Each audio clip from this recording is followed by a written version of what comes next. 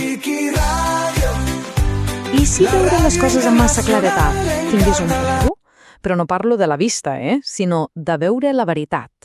Doncs bé, avui explorarem precisament això, el cost que pot tenir la veritat. Aquesta pregunta, que sembla una mica estranya, és en realitat el cor d'una història sorprenent. Una narració que, ja veureu, comença en un lloc ben normal, però que ens acaba portant a un dilema molt i molt profund. La nostra anàlisi d'avui parteix d'aquest relat breu, que té molta substància. Anem a desgranar-lo pas a pas, començant, com no, pel principi. Vinga, doncs situem-nos. La nostra història arranca en un lloc que no podria ser més normal i corrent, la consulta d'un oftalmòleg.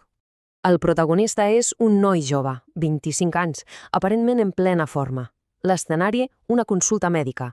Tot sembla d'allò més rutinari, però ja us avanço que les aparences enganyen.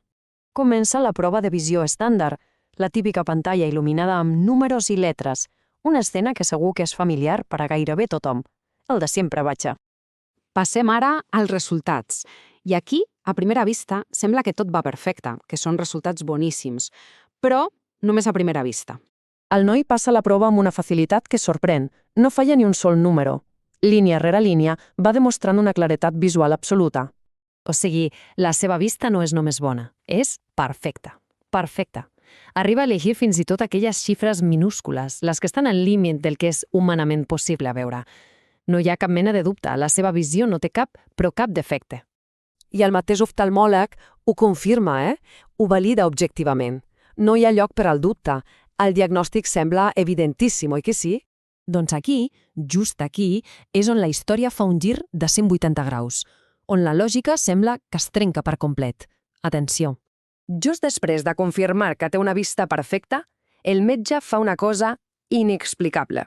Li recepta unes ulleres. I no unes ulleres qualsevol, no, de 2 diòptries i mitja. Una decisió que va en contra de tota lògica i de tota l'evidència que acaben de veure. I aquí, és clar, es produeix el xoc. Per una banda, tenim la protesta lògica del pacient que diu «Però com pot ser si ho he llegit tot perfectament?»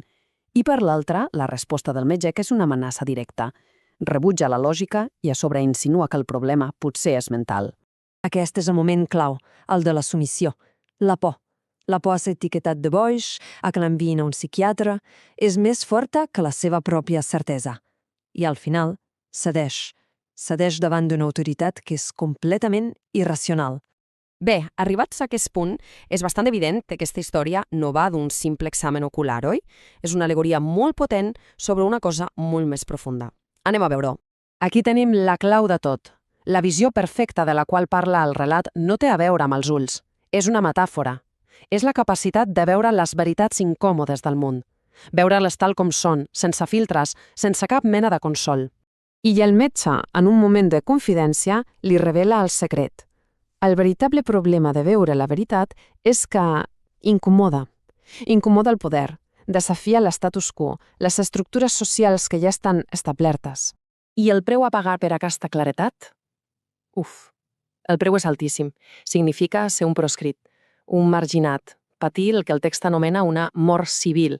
És, en definitiva, el destí de convertir-se en un pària social i unir-se a la llarguíssima llista de persones que al llarg de la història han estat castigades precisament per veure les coses amb massa claretat. Ara entenem la funció real de la prescripció.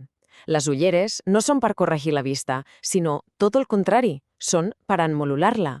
Són una eina per distorsionar la realitat, per fer-la més borrosa i, per tant, més acceptable per a la resta. Són, en el fons, un pacte silenciós. Renuncia a la teva claretat a canvi de ser acceptat. Tot això porta el nostre protagonista a un dilema fonamental, una elecció entre dues opcions que són, de fet, irreconciliables. Al final, l'elecció es redueix a dues vies molt clares. Per una banda, pot acceptar les ulleres, viure en una il·lusió més còmoda per poder encaixar a la societat. Per l'altra, pot rebutjar-les i assumir el preu de veure la veritat, amb totes i cadascuna de les seves conseqüències. La història acaba aquí i ens deixa aquesta pregunta flotant a l'aire. Una reflexió que queda oberta per a tothom. Val la pena pagar el preu que de vegades suposa veure i defensar la veritat? És una pregunta que, sens dubte, ressona molt més enllà de la consulta d'un oftalmòleg.